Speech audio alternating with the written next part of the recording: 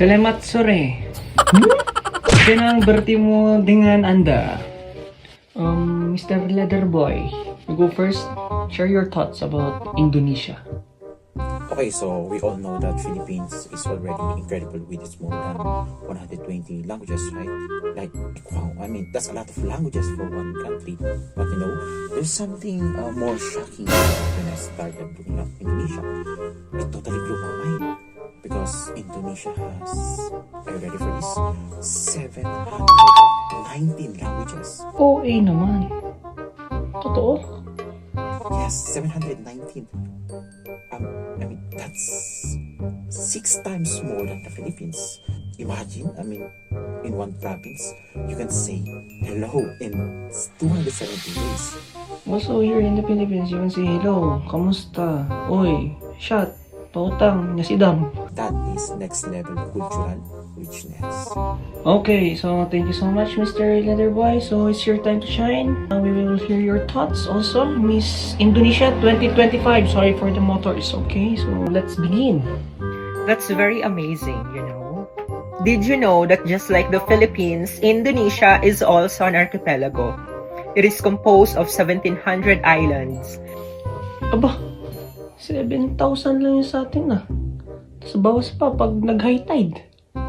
Which makes it the largest archipelago around the world. But are you wondering why these islands became separated from each other? It is because of a very long process, the sublimation of denser tectonic plates.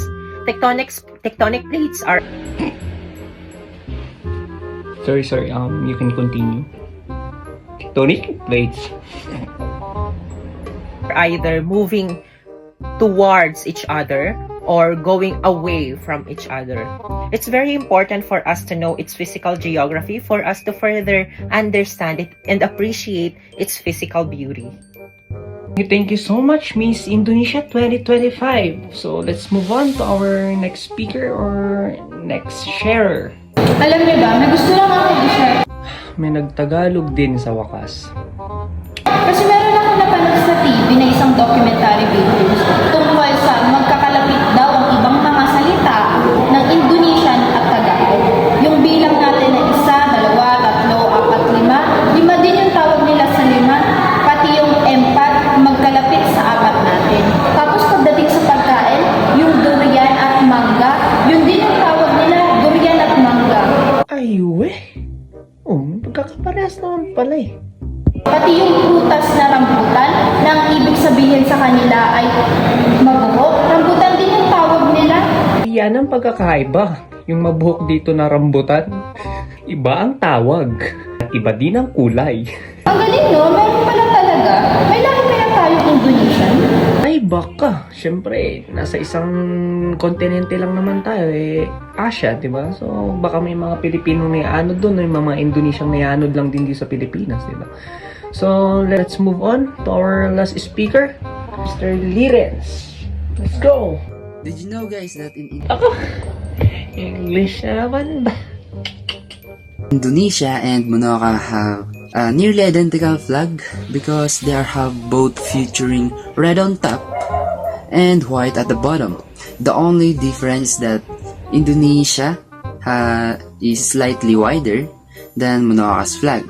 And did you know that in Poland is that their color of their flags are reversed? The white on top and red at the bottom. Thank you so much, people of the universe. So, your thoughts and your knowledge about Indonesia helps me a lot. And it helps also other people, students, to know more about the culture, language, flags, rambutan, fruits in Indonesia. That Philippines is also, Tagalog ko na lang kasi.